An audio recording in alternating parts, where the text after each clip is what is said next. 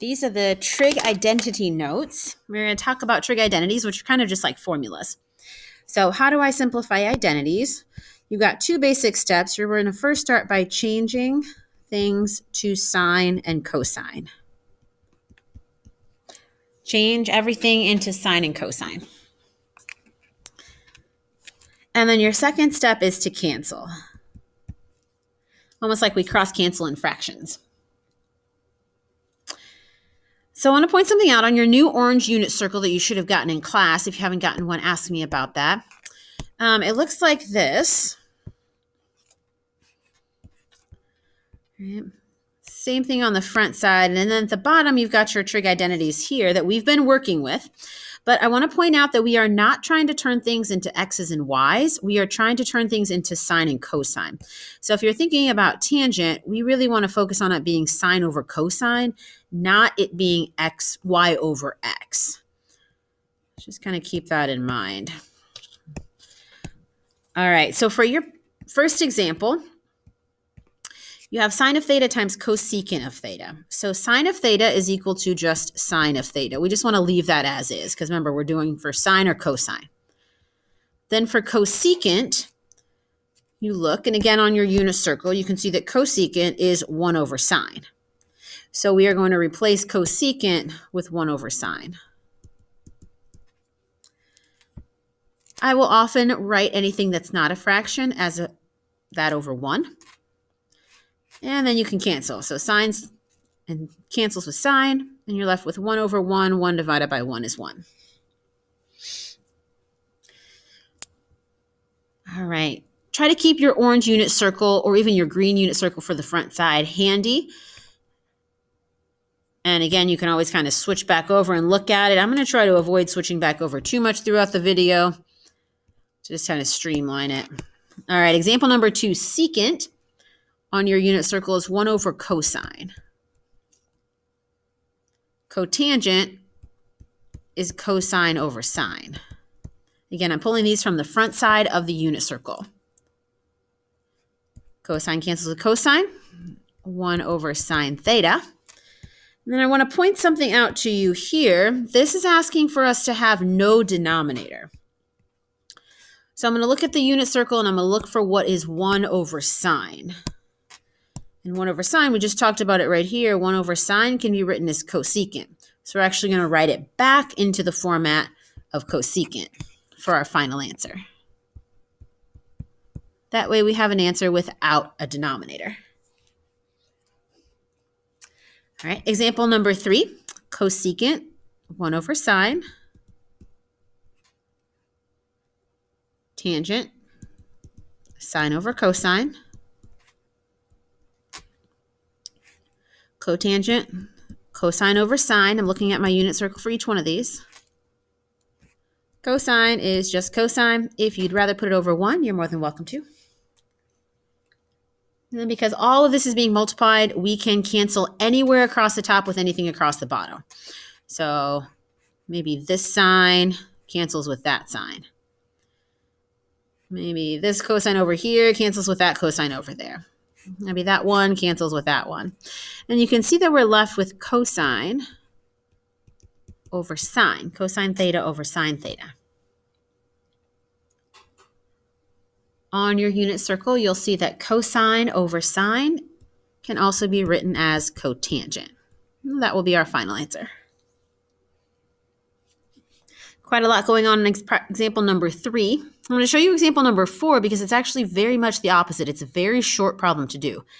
Sine over cosine, they're already in terms of sine and cosine, so we just look at our circle, and it says sine over cosine is the same as tangent. And that's all we got to do for that one.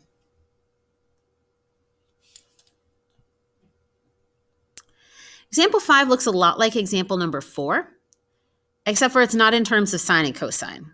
And if I look at my unit circle, I don't see anything that says cotangent over cosecant. I do know the cotangent is cosine over sine, and that's a fraction, which means I'm going to end up having a fraction in a fraction, and I don't want that. So to avoid that, I'm going to write this problem next to each other as opposed to in a fraction with each other. Cotangent is cosine over sine.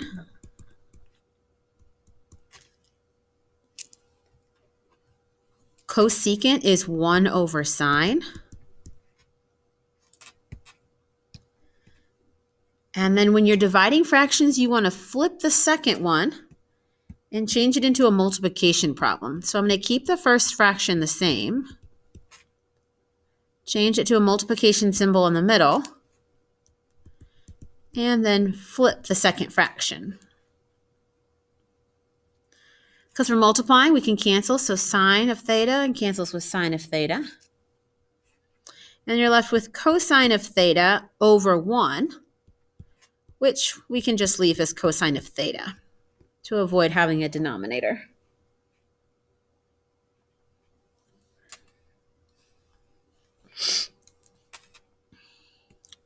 All right, for the next one, we have some things that have been squared.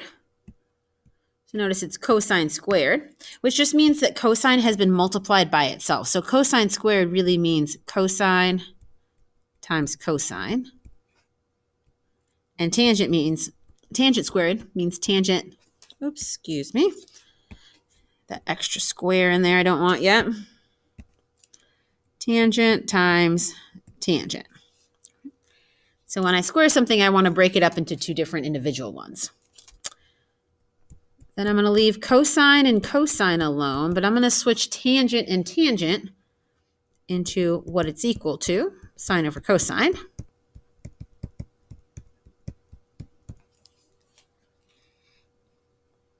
Again, I'm looking at the front side of my unit circle to know that tangent of theta is equal to sine theta over cosine theta. I'm going to put both of those over 1. That way everything's a fraction, and then I can start canceling what I need to. Anything at the top can cancel with its exact match at the bottom. So cosine with cosine, cosine with cosine.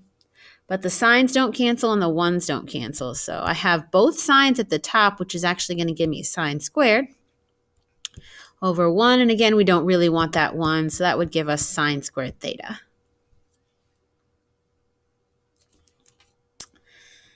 All right, on the back side of your note page, as well as on the back side of your unit circle, you will see that you have what we call the Pythagorean identities. So on the back side of your unit circle right here is your Pythagorean identities. And it's just 9 different formulas. These are all kind of the same. All of them have to do with sine squared and cosine squared. These are all the same, and those are all the same. So as you look at it, you're almost thinking about those being very similar. All right, so on our first example, it just says 1 plus cotangent squared theta. 1 plus cotangent squared theta, find it right here, and you just write what it's equal to, cosecant squared theta.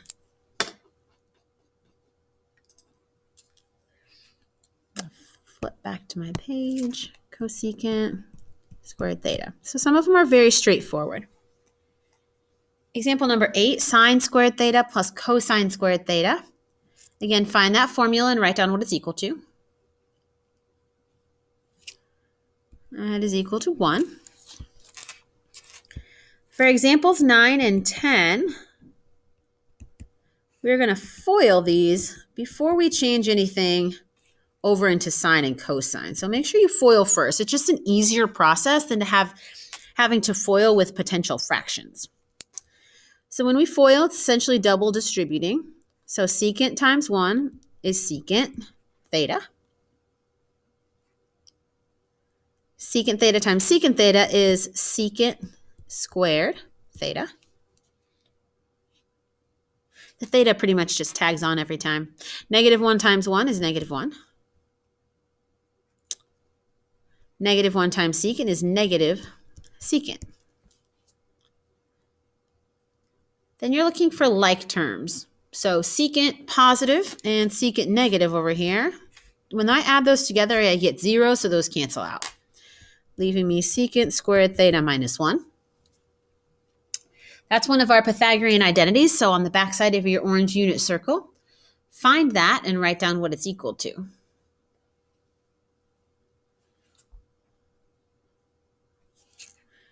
And you should have found that to be tangent squared theta.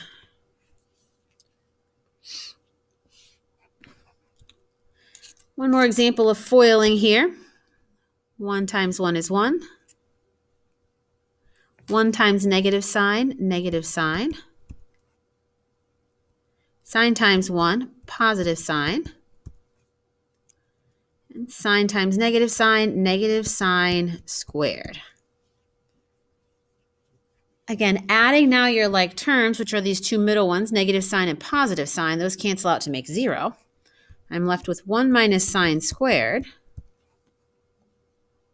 which again, on the backside of your unit circle, try to find that formula, 1 minus sine squared. Here it is. And so you write down your answer of cosine squared.